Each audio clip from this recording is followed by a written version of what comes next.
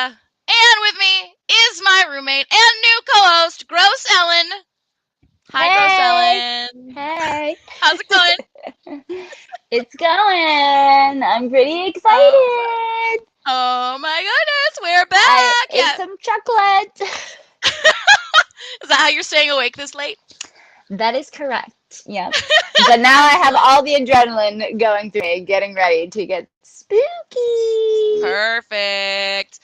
First of all, I just want to say sorry we didn't do a show on the 27th of last month. It was Boston calling, so that's where I was. Hi, I'm Lev. Hi, J Cash. How's it going, friends? J Cash, I've been watching your TikTok series about all of the rest stops you've been going to. Very exciting, very fun.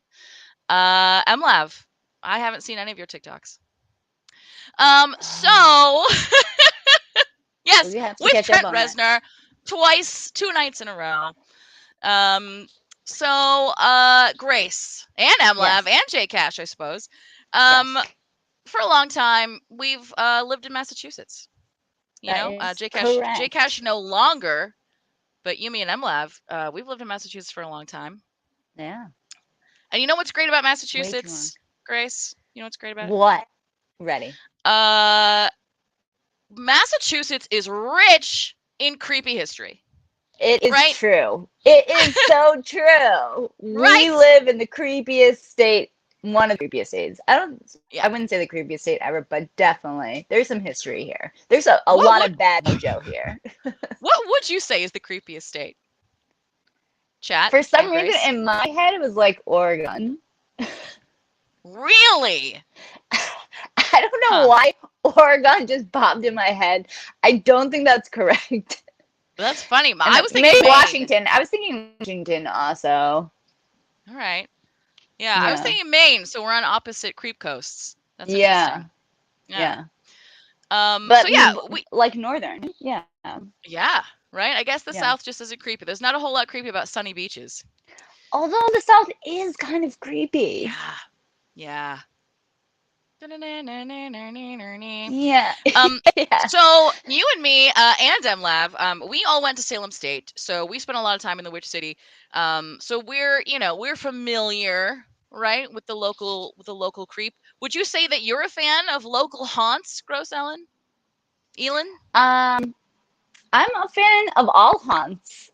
I like haunts. I want there to be ghosts and other people wandering around me so I don't feel so lonely all the time. Oh my God, I love it. Okay. All right. Well, in that case, tonight's topic is for you, my friend, because we are talking about Danvers State Hospital. Oh my God. Hi, Down with Gump. Yes, you're right. Ghost cats live in the South. Do you know anything about Danvers State Hospital, Grace? I do not, but I'm assuming it was a mental hospital, correct?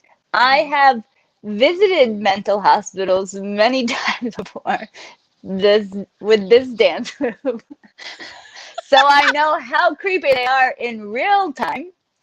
I'm assuming back in the day it was an older hospital and probably was not well run because they used to just treat mentally unstable people very horribly and like torture them, basically. So that's my guess. Yeah. And that it's haunted. I mean, that's the super short version. Absolutely, yeah. You got it. You got it. So it definitely has a long sordid history. So we're gonna jump right in because tonight's script is 5 pages long. But technically 5.5. I know. I'm just practicing. I'm practicing my guess. Perfect. Hold on. I'm gonna take a. Okay. All right. Danvers State. Oh wait, hold on. I almost forgot. I worked so hard on this. That's not true. I did it in a couple of minutes, but that's okay. Let's get the presentation. We made it happen anyway. Okay. Danvers State Hospital, midnight tonight, which is right now. Oh, yes. Danvers State Hospital, also known as the state lunatic hospital at Danvers, or as you can see here, the state hospital for the insane in Danvers, Massachusetts, aka Danvers Lunatic Asylum, aka the Danvers State Insane Asylum, was built between 1874 and 1878 on a 500-acre plot of land on top of Hathorn Hill in Danvers, Mass. Does that ring a bell for you, Gross Ellen? No. No, it should. It should, because local history buffs will recognize the name. The hill was the former site of the home of infamous Judge John Hathorn, who presided over the Salem witch trials. Yep. Yeah. Yep. Okay, I was gonna say that. Yep. In the 1690s. Definitely was gonna say. Yes. Judge Hathorn was known to be harsh in his interrogations of the accused witches of Salem Village. And actually, Danvers is where Salem Village was. So the Salem witch trials, the people in, yes, MLav wins. Yeah, she absolutely knew. You got it. Except, common misconception, the judge was Hathorn. The author was Hawthorne. He added the W to distance himself from Judge John Hathorn. I know that because I used to be a tour guide at the House of the Seven Gables. That's what I kept thinking was Hawthorne. Yeah. Okay. Yeah. Well, because Scarlet Letter, House of the Seven Gables is Nathaniel Hawthorne. Yeah, that's why you think that. Anyway, so the Salem witch trials did not take place in Salem, Massachusetts. They took place in Danvers. So anyway, and everyone's cursed, and that's why they're all in the loony bin. Right? Absolutely. Right. Which both of us are allowed to say because we've been there. Kind of. We've been like tangentially there. The hospital was built by prominent Boston architect Nathaniel J. Bradley, following a plan designed by American psychiatrist Thomas Story Kirkbride, known as the Kirkbride Plan. Classic. Yes. I'm sorry. I'm trying to read the MLav's verbose tonight. I'm trying to read all the stuff she's got going on. So Danvers Kirkbride distanced himself from Salem, is what she said. Yes. Yeah. So Kirkbride designed the hospital according to new ideas of moral treatment. So these are the grounds. Yeah, this is the ground. You can see the original building. There's a frowny face. This is the Kirkbride building right here. Okay, that's the design. So the Kirkbride designed the hospital according to the new ideas of moral treatment of patients in the 1840s and 50s. In the center was a large administration building with a large central steeple, and each wing tiered back section by section so that each of the wings had access to plentiful natural light and fresh air. Oh, that's nice. Yeah, what a new idea. Yeah. The shape was described as a V or the wings of a bat. At the time, this was a state-of-the-art, innovative approach towards treating the mentally ill. Asylums built in this style popped up all over America in the mid to late 19th century. The construction of Danvers State Hospital cost $1.5 million at the time. At the time! So Danvers 150 is years rich. ago. Yeah. Ridiculous. That's what I was thinking. I was like, that building looks nice. I was like, we're in Danvers. Like, that's a nice town. Yeah, they spent a shit ton of money on this. It was like one of the last hospitals that they poured this kind of money into. So, like, somebody's rich aunt or uncle or something was like, my niece is crazy and I need her somewhere nice. So actually, so pre-Civil War, that's exactly what happened. So the families, like the well-to-do families of people who were in these places, they used to be privately run, but then the state started taking over, but they kept designing the new hospitals in the style, of what they had been doing with all of this like Gothic architecture and opulence, right? Yeah. So it sprawled over 70,000 square feet and was designed to have 500 beds with the possibility of adding 100 more in the attic spaces. The right wing was the female ward and the left was the male ward.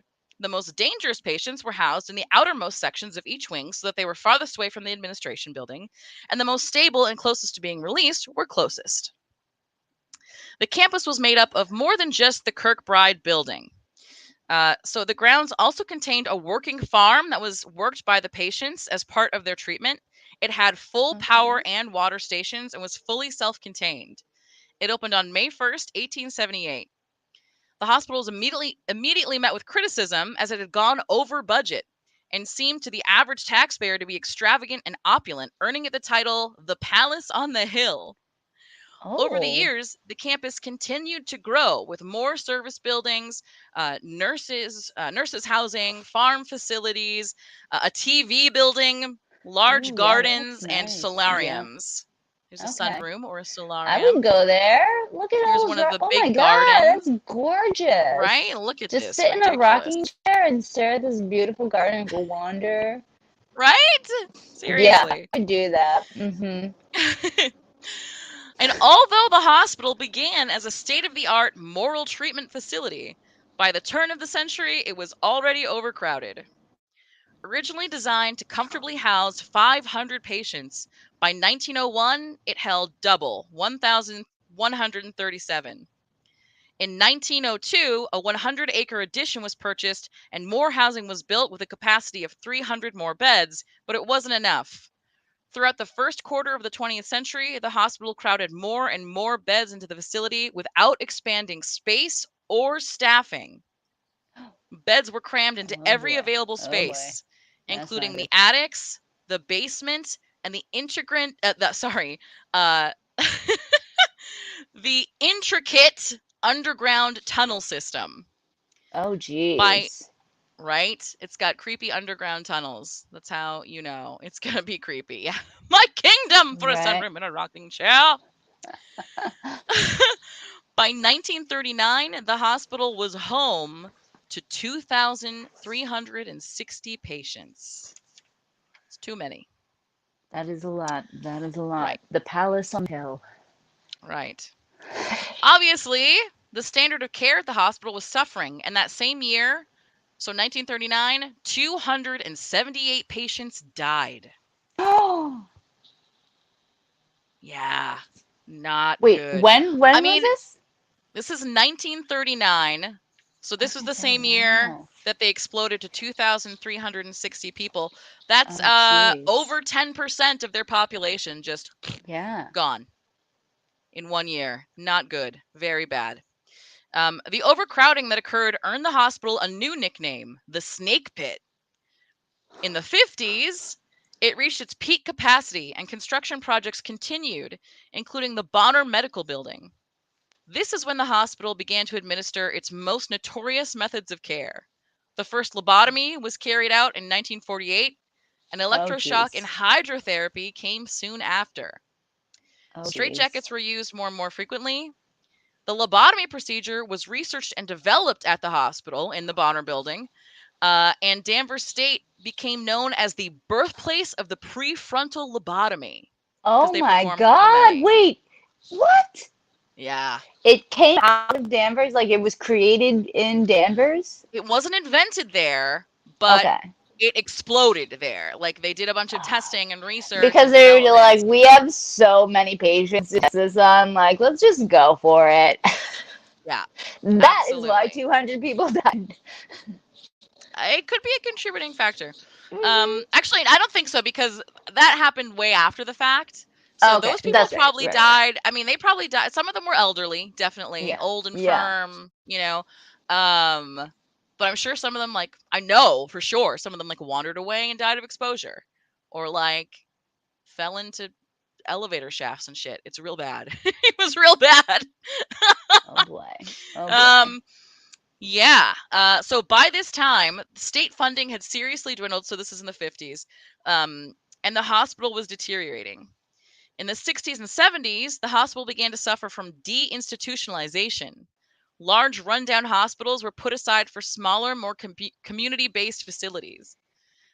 In 1970, oh, hold on, there we go. The steeple was removed uh, Oh no. Now it due looks to lack of sad. maintenance. I know, right? and That fear looks that scary. falling debris. Yeah, this picture is like, what the hell? But I think this is like a legit picture from the 70s. Yeah.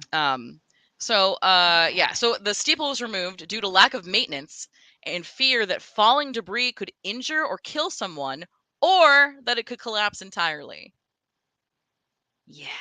Okay. In That's the fair. That's 80s, fair. the yeah, the Kirkbridge building, which was this main building, Yeah. was abandoned. Oh. And patients were either discharged or moved to more modern buildings on campus. By 1989, the Bonner Medical Building was the only one left that housed patients. In 1992, the hospital closed for good. The patients were moved to Tewksbury State Hospital or discharged. For 14 years, the hospital stood empty. Oh, wait, hold on. That's not the right one. Nope. Where is it? Where's the picture I want? I can't find it. All right, forget it. Forget it. Forget it. I can't find it. I saw Uh, too much. Erase my brain. No, okay. I'm sorry. It's funny Okay. you say that. We'll get there. So yes, for 14 years, the hospital stood empty and became a hotspot for urban explorers and paranormal investigators. Over 150 people were arrested for trespassing during this time. Oh, Former jeez. patients reportedly would try to return home to Danvers State, sometimes by crossing the nearby Route 1 highway. Oh, jeez. I know Yeah, that one.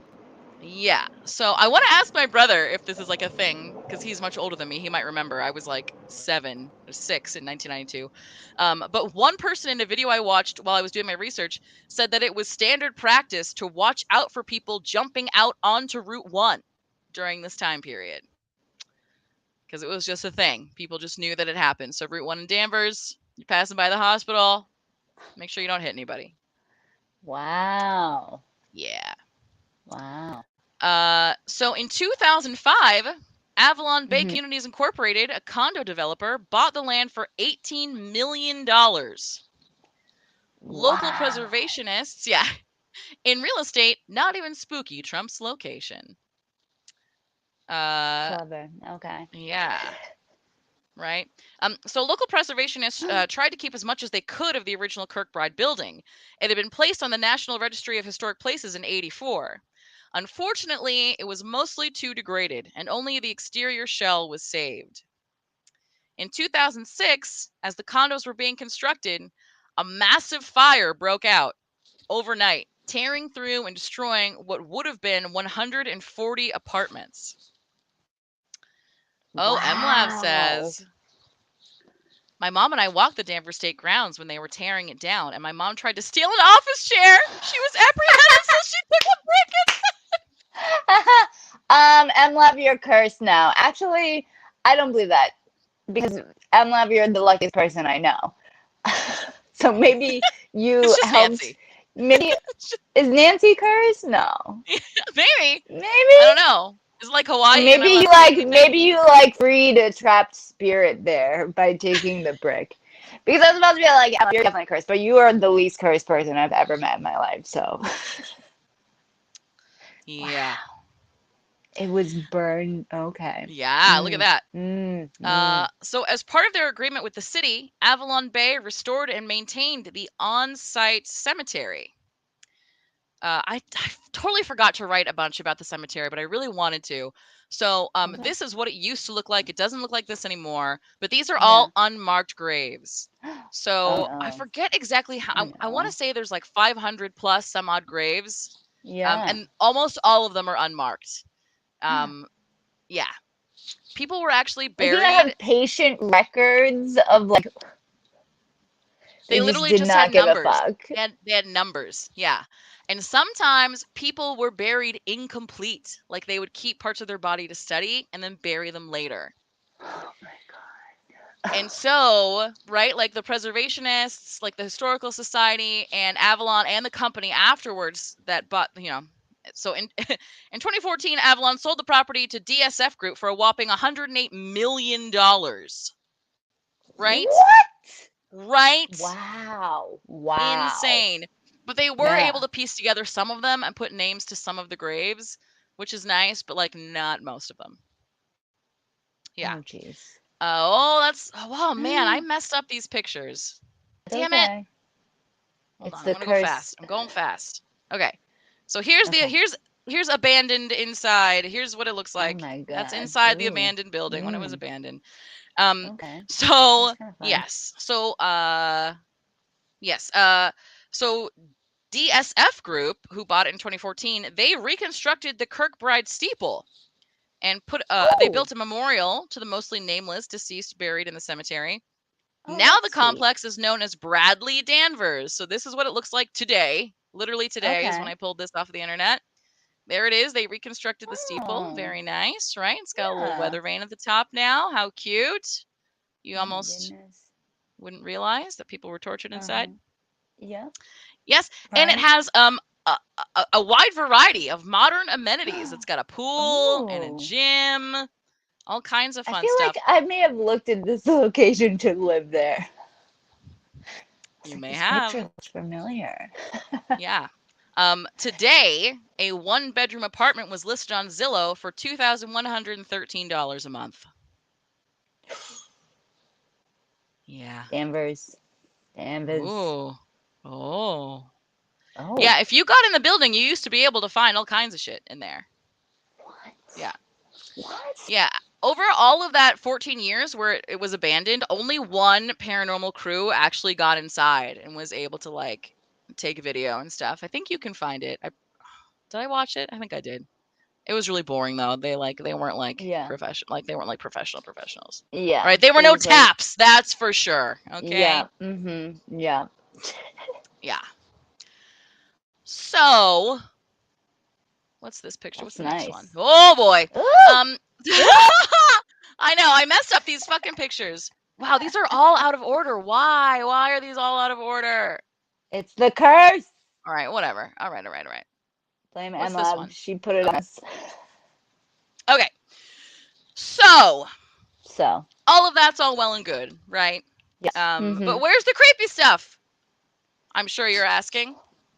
Well, I mean, it burned down. That's kind of it did creepy. burn When down. they were trying to build a new building. Ooh. Right? Ooh. Ooh. Yikes. We're I get so looking at hot during the graveyards. show. That's a little creepy. A little creepy. Yeah. Mm-hmm. We're just going to stay here on this picture. Yeah. Well, so tales of abuse were rampant coming out of Danvers State Hospital in the 50s and 60s. Like I said, it was super overcrowded. Patients Yeah. wandered the halls, sometimes in the nude, screaming and soiling themselves. Patients would die and not be found for days at a time. And this is not exclusive to Danvers State Hospital. This happened at these types of hospitals all across the country. It was bad. Yeah, visitors would come and they would see the craziest shit. There are reports of murders, escapes, disappearances, but some of the most terrible abuses were considered medically viable at the time. Electroshock therapy, or as it's really known, electroconvulsive therapy, was something that they used all the time. This looks pleasant, right? I wonder where this guy got this bruise from. Interesting. Oh, And why is he wearing a jeez. fucking tank top, right? Why is this man in a tank top? He works Whatever. out. Yeah, I guess. Like, what? Anyway. So convulsive therapy for mentally ill patients began in 1934 when Hungarian neuropsychiatrist Ladislaus Meduna used drugs to induce seizures as a treatment for schizophrenia. Oh. In Oh, 1938, Italian professor Ugo Cerletti began using electricity to induce convulsions in tests on people suffering from delusions. The idea to use electroshock on humans came to Cerletti when he saw how pigs were given an electric shock before being butchered to put them in an anesthetized state. Wow. Wow. That's where they got the idea. Yeah. Just wait till you hear about the lobotomies, but this is pretty bad. Yeah. They still do this. At least I think they still do this. I've known people that have had it. They do still do it. Yeah.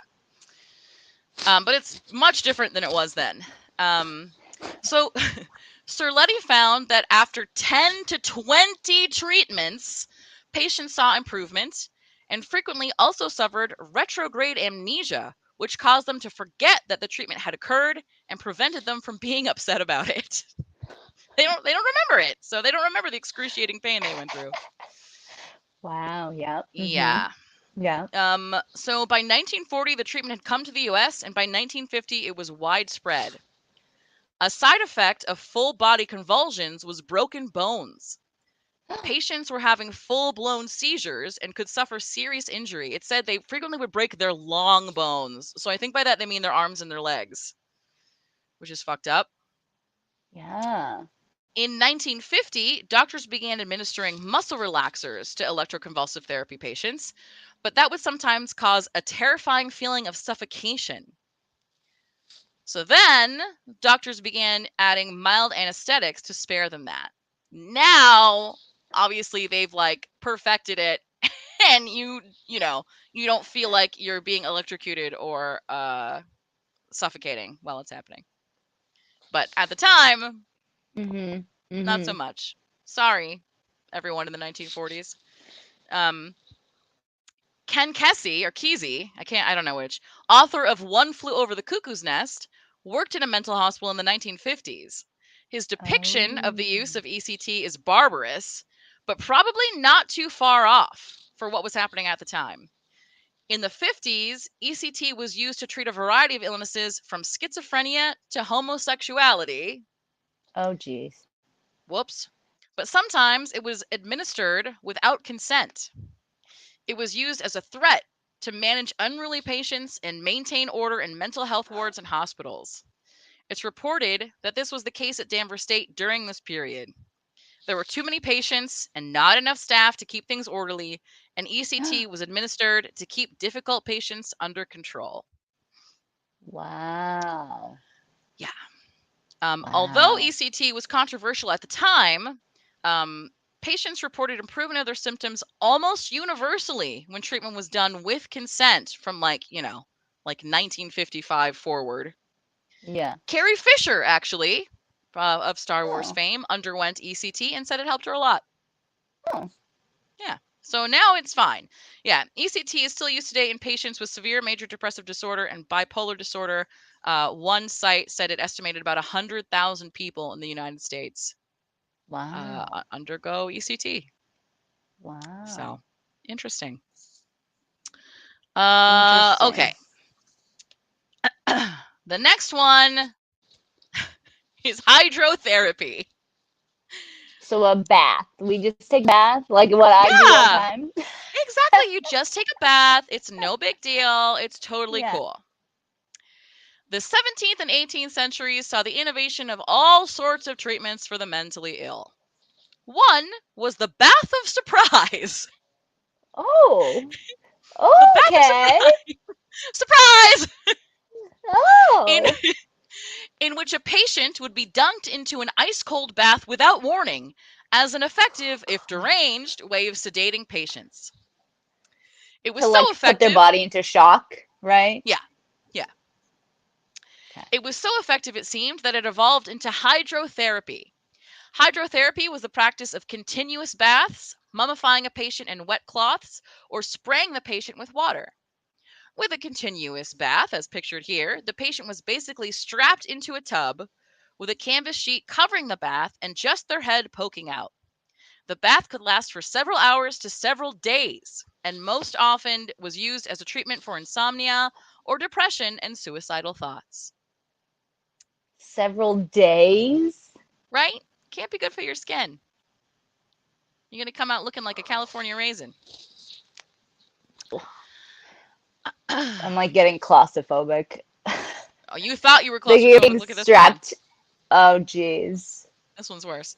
A hydrotherapy pack could be used either with cold or warm water, depending on the illness being treated. Cold water was considered effective in treating manic depressive symptoms or any agitated or excited behavior in a patient.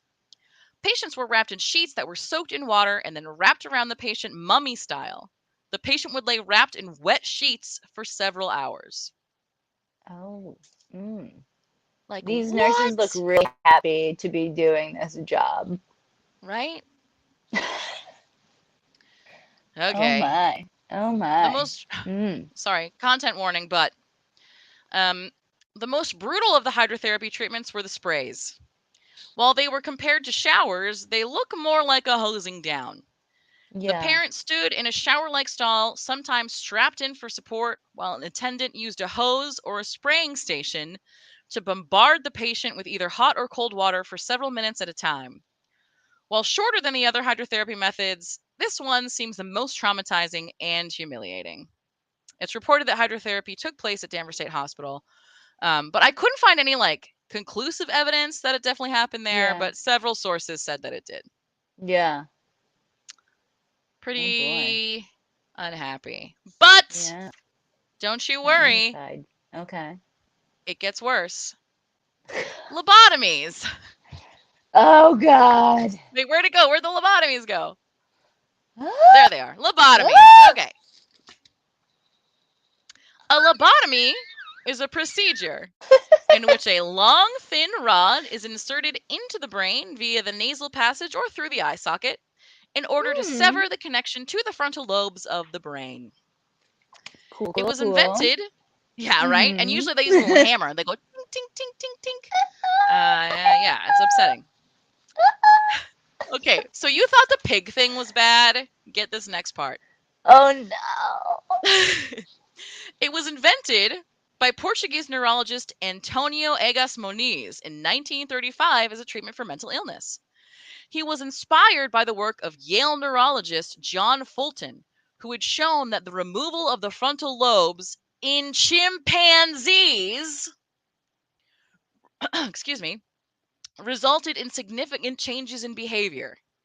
Chimps who had previously shown frustrational behavior, i.e., Mm-hmm. throwing tantrums, rolling on the floor, and defecating, when not rewarded for performing certain tasks, became much more docile, as if they had, quote, joined a happiness cult. Although the procedure Although the procedure and its overuse in the mid 20th century has now come under intense scrutiny, Moniz won the Nobel Prize in Physiology and Medicine for lobotomies in 1949. Wow. Gross. Oh boy. Oh boy. There's one on an actual human. Messed up. I think this guy. I think these pictures are actually What from is this Danvers guy? State Hospital. I think they Right? are. It's the same guy with the bruised arm. Yeah, yeah. I What is think with these these ones are from surgeons Danvers State. not wearing?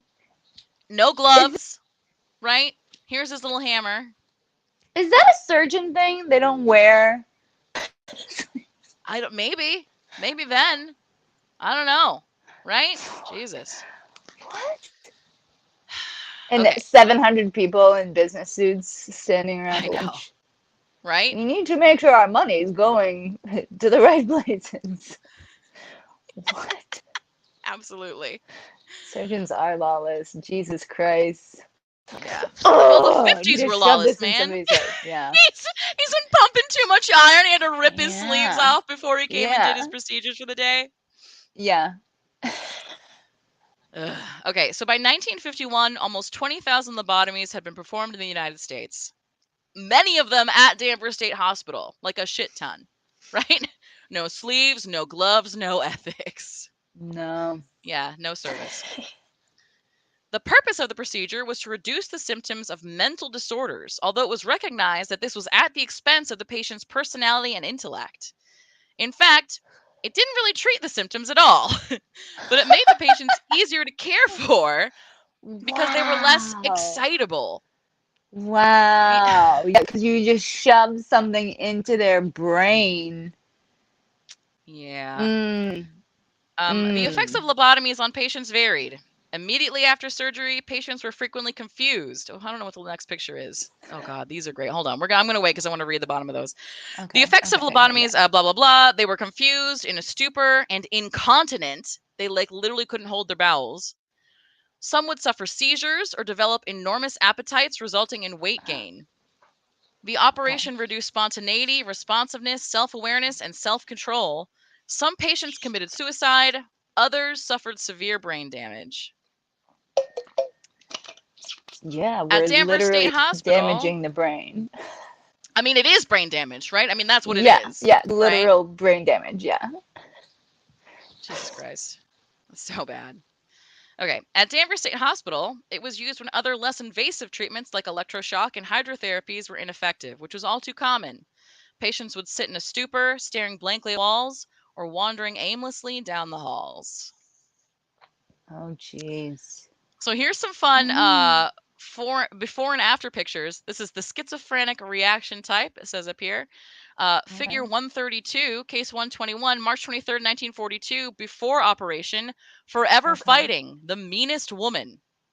Oh. And then over here, figure happy. 132B, blah, blah, blah, April 4th, 1942. So literally like a week and a half later, 11 days after lobotomy, she giggles a lot. She giggles a lot.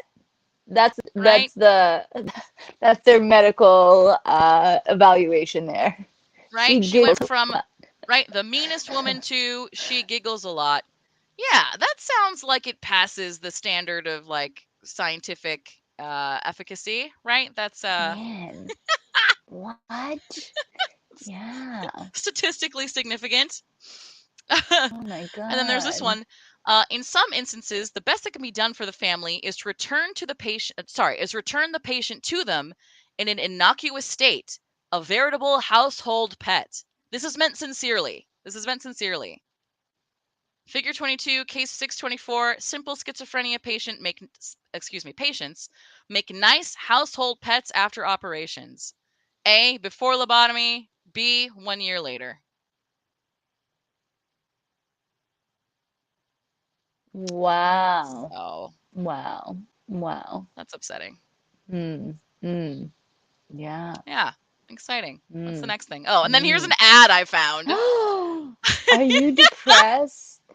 Oh my god. It only takes 10 minutes. From lobotomy specialist Walter Freeman, MD. So I read this like short story book by Chuck Palahniuk, and there was this one story where these teenagers all of a sudden it becomes a trend to take those defibrillators and fry your brain so that way you give yourself a lobotomy so you can just be happy and stupid or whatever. And like they're like, oh, they look so happy, they're just like happy now, and literally like they start banning defibrillators and stuff because kids everywhere are doing that just so they can be happy because of this advertisement probably. Well, yeah, it specifically advertises it for unmanageable loved ones. Yeah. Like take your unruly wife who wants to go get a job, you know. She's hysteric, okay? Take her for a lobotomy. Shove a giant nail in her head. Right? That'll do it. That'll do it. All right, I got to find an innocuous picture. Okay, here we go. Okay. So we got 20 minutes left to go. So here comes the real fucked up stuff. Ready. Sorry, you thought you'd heard the real fucked up stuff. Here it comes. So now we're going to talk about escapes, disappearances, and deaths. And then we'll get into hauntings. Ooh, that's what I like. A good haunting. Yeah, a good haunting. I know. I'll get into it. Okay. In 1919, Antonio J. Szezpanek, a Newburyport contractor convicted of murdering a woman and her child in 1917, picked a lock and escaped from Danvers State Insane Asylum. Okay. I did not find any information about whether or not he was ever found. So that's upsetting.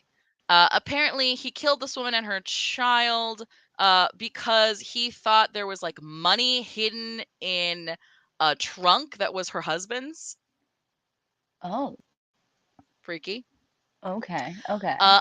On November 27th, 1937, Mitchell Gondek, who was convicted of a double slaying and confined to the Danvers State Hospital for life, nearly sawed his way to freedom from the state institution. Gondek was recaptured on the hospital grounds after he had sawed his way through the iron grilling on the window of his solitary second-story room and dropped 15 feet to the hospital lawn.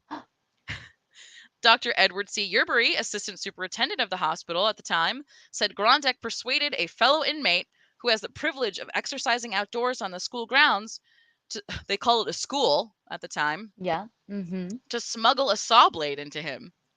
In June 1934, Gondek shot and killed Paul and Alice Cowett.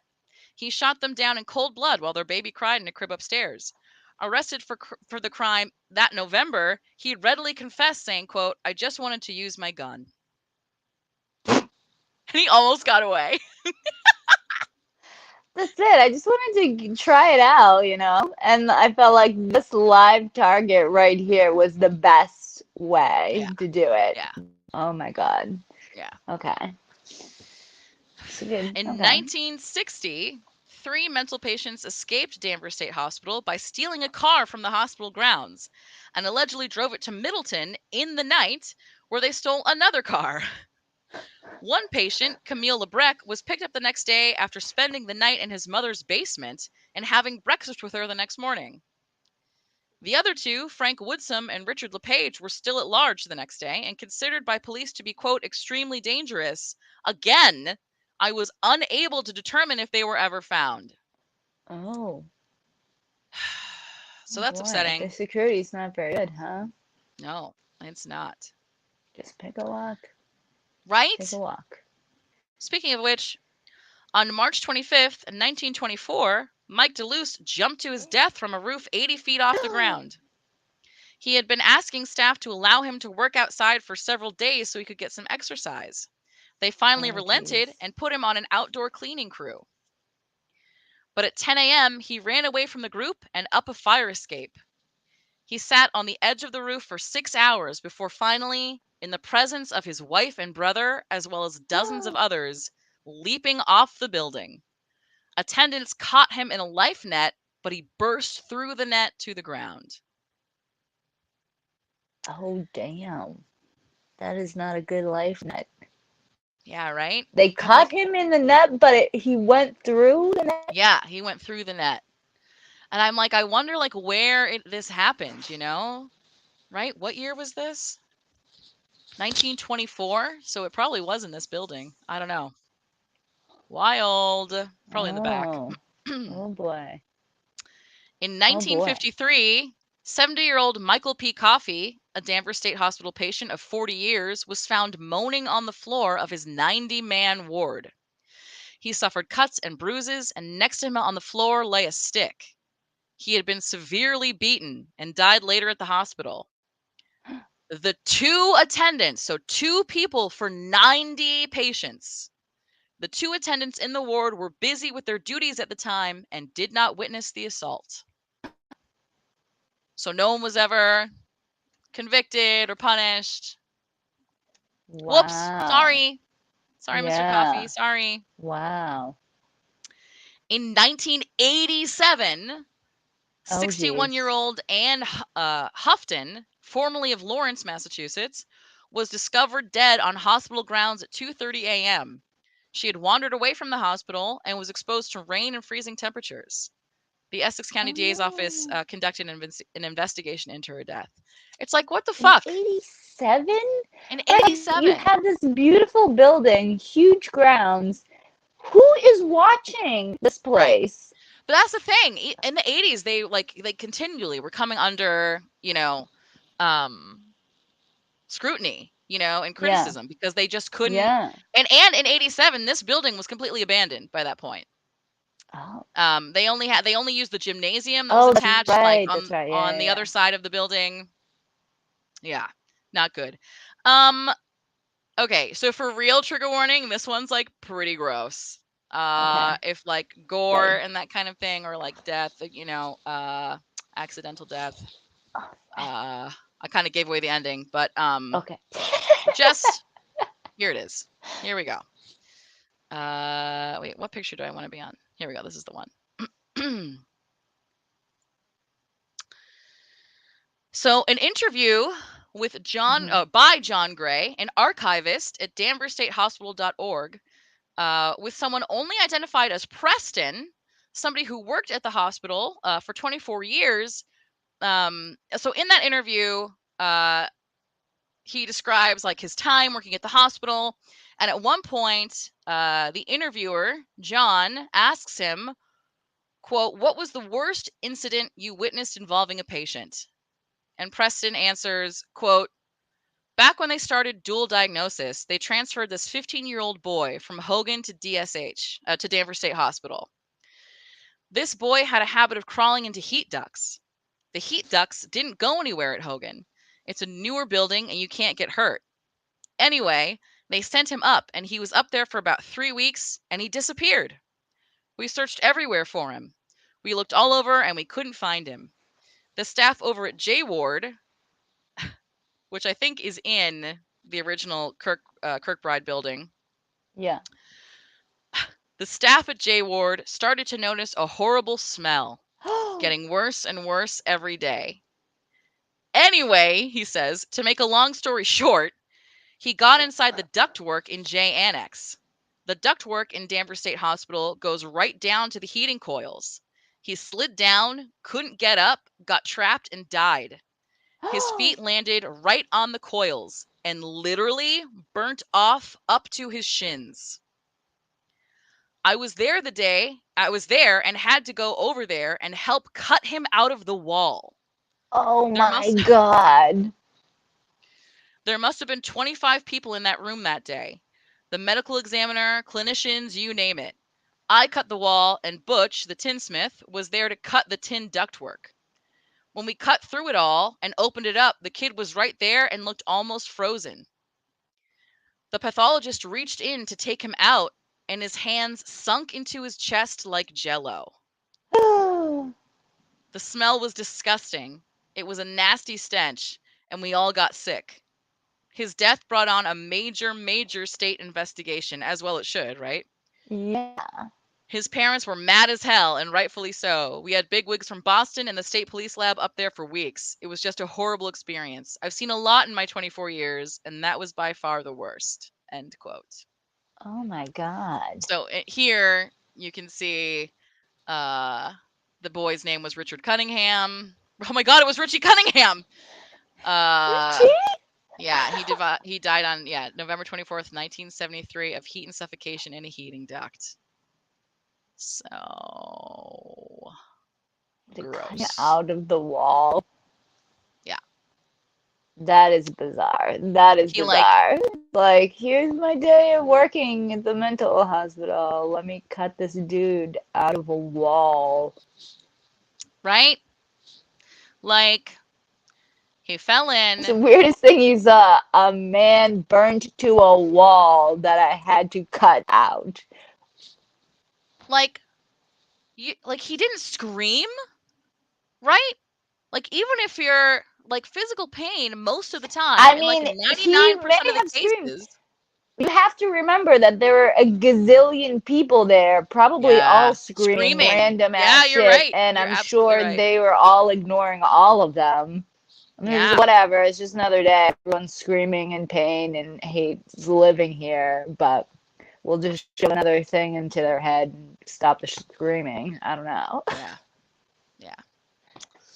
Wow. Yikes. Yeah. What? Gross. Oh my God, that poor boy. Right? Richie. Very upsetting. So, hauntings, right? Yes. We've got 8 minutes left. Where are the hauntings? Well, here's the thing. So, although all of the sources I looked at for this episode claimed the Danvers State Hospital was one of the most haunted places in New England, there wasn't a whole lot in the way of firsthand accounts. There's just not a whole lot. Okay. Now that the hospital, the former hospital, is home to condos and apartments, some have said to hear yelling, crying, and banging in the night or footsteps in the hallway. But the only firsthand account I could find was from the daughter of a former administrator. Okay. So this excerpt is from Ghostland, An American History and Haunted Places by Colin Dickey.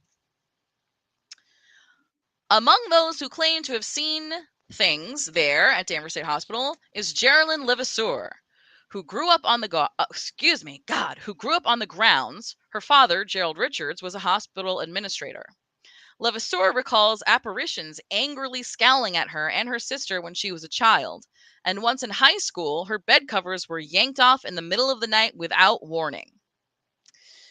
I think when you go and like read into a little bit more detail, I think her brother, and her sister were up in the attic and they saw a full-bodied apparition, or an FBA for those in the, in the know, Fancy. of an old woman like scowling at them, and they were, frozen, and they couldn't say anything until their mother yelled at them to come downstairs. And like the speed at which her bed covers came off of her bed changed depending on like who wrote the story. So this one says they were yanked off, and then there were other ones where like they were slowly pulled down. So back to the excerpt. Livosur explained her experiences as a function of the changing nature of psychiatric health. Quote, "If you think back to the beginnings of medical science and the things done to people," she told a local newspaper in 2003, "not because they thought they were doing bad, but because they were trying to do right, you have to wonder, did people think that they were being tortured?" End quote. Yikes. So yeah, they definitely thought they were being tortured, because they were being tortured. They absolutely were being tortured. Right, there's no thought about it. Yeah. Like, They were when you being think, tortured. I feel like maybe I haven't done a great job of like really describing at the height of the insanity how bad it really was. Like, every single space that you could cram a bed into, they did. The solariums, the gymnasium, the basements, the tunnels. So there was like a ton of buildings, right? Because there's service buildings and farm facilities and power stations. So there's like, it's kind of like when you take freaking the Sullivan Building tunnel, right? It's like a system of tunnels like that. And they literally were like putting beds in there. And it was so bad. Oh, you got a fan. J Warrior 2 says Grace is the best. I don't know who Grace is because this is gross. Yes, I did it. So every single space is crowded, just like you said. They probably were. There was the people screaming, running around, some with intention, some aimlessly because they've been lobotomized, some soiling themselves, rolling around in their own filth. People would die and not be found literally for days. 4 days in their bed, because like that ward where that guy was beaten to death, there's 2 staff members for 90 patients. That's insane. That's what I was thinking. I was like, those pictures of the like before and after. I was like, what do you think their life is like living in these places? Like, of course they're angry and miserable. Like, where are you putting them? Right. So, if a place is gonna be haunted, this is the place, right? Tortured, literally tortured souls in unmarked graves, being buried incompletely, forgotten by society and history. So is there still the graveyard at the condos? Yes, the graveyard still exists. There's a memorial there. And I guess I should say that not all stories are bad, right? There's this one woman, Marie, whose last name I can't remember, who was a patient at Danvers State, and she was a patient there for like 20 years, but she got better, and then she got her degree in like psychiatry, and then came back and worked at Danvers State. And then she died, and she was like, I don't remember, she was like 67 or something that she died, and they put a memorial for her there at the graveyard. So she has a named. Her name is on her grave. But yes, the graveyard is there. It's not marked on any map. They kind of said that you have to know where it is to be able to find it. I mean, I can understand why, like, DSF group wouldn't want people looking for the cemetery, wouldn't want people wandering around their expensive ass condominiums and looking for this graveyard. But field trip, we should go. I was just thinking that. I was like, we got to go there. Let's like just pretend we're looking for an apartment and then just start wandering around the whole place and the yards and everything. I mean, it's open to the public. It's the city of Danvers very much wants to preserve it, as a historical landmark. So it is open to the public, but you just got to find it. Yeah, I want to go. Let's do it. Yeah. Very upsetting. You definitely do it. So some other things that I didn't get to mention, I did see one story that said like 150 teenagers went missing over the course of 3 months in the 1980s and they were never found. But I feel like if that was the case, I would have found like an actual news story about that, and I didn't. So I don't know if that's true. Okay. If We you're can familiar with pretend. H.P. Love, yeah, if you're familiar with H.P. Lovecraft, he based Arkham Sanatorium on Danvers State Hospital, and No then way. yes, and then Batman's Arkham Asylum was based on Arkham Sanatorium. So by the process of uh, 6 degrees Wow. See, of Kevin we got Bacon, the it's only 2 history. We got degrees. the history. Yeah. Yeah. And then the film Session 9 was filmed on location at Danvers State Hospital about 5 people going into Danvers State Hospital to remove asbestos. It's an hour and 36 minutes and is available for $3.99 on YouTube. I did not buy it to watch it. Wait, So I don't is think. it a documentary? What is No, this? no. Oh, okay. Is it a horror movie?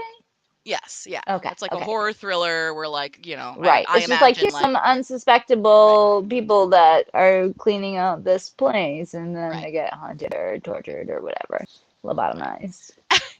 M Love says it's my mom's favorite movie because she's a local history buff, and that brings me back to She's Boo's got the comment. brick. I don't know this documentary, Titty Cut Follies. Oh, Titty Cut okay. Follies is a We great film were about thinking Bridgewater State about Hospital. doing Bridgewater Triangle Oh for an episode. yeah, So maybe that's yeah, part of it, is the Bridgewater. maybe. I don't know. I just hear about Bridgewater Triangle, and I figure, right, we'll do some locals. Yeah, right. Some more local creep history. Right? It's So fun. yeah, Let's take a Danvers State visit. Hospital. Distressing to say the least, Yeah. haunting to say the most. Everyone in the chat, thanks so much for coming to check it out. Yeah. MLab, Daycash, Boof, J Warrior 2. I think there was someone else. I don't remember. I feel bad. Thank So you. our next show normally would be on the 24th, but Grace has a place to be. So I do. for real, our next show is going to be July 8th, Friday, July 8th at midnight. So technically Saturday morning. So Friday, July 8th at midnight, where it sounds like we're going to be talking about the Bridgewater Triangle. I think that'll be fun. Oh, it's really worth a watch if you can find it. Massachusetts fought for a long time to ban the film. I'm in. Okay. Anything someone doesn't want me to see, I want to see Yep. it. So yeah, Yep. maybe we can do a viewing Okay. or something. Yeah. Ugh, A live stream viewing. Can we maybe. figure that? Maybe we can figure it out. Maybe. I don't know. It depends on whether or not we're gonna Right. get in trouble for Like, showing the movie. yeah. You Yeah. know, Yeah. Yeah. Yeah. we'll have to figure Yeah. that out. Yeah. Grace, other than here, where can people find you? Are you doing anything Yeah. fun? Right here. On Instagram, Gracie Lynn for the win, FTW. I actually am going to be doing Shakespeare in the Park Oh, sometime in August, the end of August. I just got to Merry Wives of Windsor with remember ooh, the place I did before in Dedham? yeah. So I guess keep your eye open for that. That's it. Just chilling. I'll just be here chilling if you need me, Cool, cool, Jessica wonderful. basically runs 2MB, I think. Where No, else not can we anymore. find you? Yeah, not anymore, my friends. So obviously, right here on the Midnight Creep Out, the second and fourth Friday of the month at midnight, most of the time. Like it's some in the holidays in the summer it gets a little iffy. However, yeah. So there's that. Simpress Me has been discontinued temporarily. We'll see. Maybe it'll come back in the future. Maybe not. And every once in a while you can see me guest on other shows. But really, it's gonna be here. Does it My does a great job. attention is laser focused on the Midnight Creep Out from here on out. So Yes. enjoy that. You're welcome. We So, love Grace, it. thank you We so love it. much. Yeah. Thanks so Yeah. much for Thank being here. you. I look That was forward. super creepy, and I'm gonna have nightmares now. And I hope Yay! all of the Danvers people come and haunt me in my dreams. I love their company. That is the point of the show, is for you to Yeah. not be able to sleep. So yeah, thanks for joining me, everyone in the chat. Thanks for being here. Yeah, thanks, We guys. hope you enjoyed yourself. We hope you come back on July 8th, but most of all, we hope. Oh, wait, hold on. Let me find it. Okay. But most of all, we hope you're creeped out. Bye.